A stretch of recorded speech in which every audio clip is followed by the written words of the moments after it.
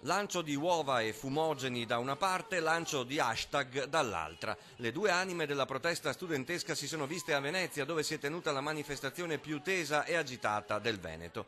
I cortei sono partiti insieme dalla stazione per poi dividersi, quella più combattiva, che fa capo ai centri sociali e autodefinitasi dei cattivi studenti nella buona scuola, ha preso per Lista di Spagna. Da questo corteo sono partite uova e fumogeni contro il portone di una sede della Regione Veneto.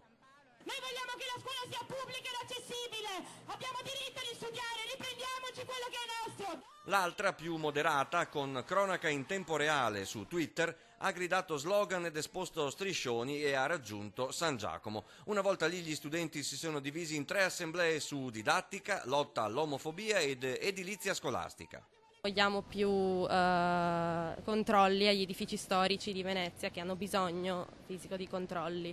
Sì, ci appelliamo alla Regione e anche finché c'è la provincia. Scuole vecchie, aule piccole, sovraffollamento, divisori in cartongesso. A Venezia gli edifici sono datati e lo spazio non basta. Tanti i dubbi degli studenti sulla sicurezza degli stabili. Siamo noi a rimetterci, dicono, senza spazi per l'aggregazione.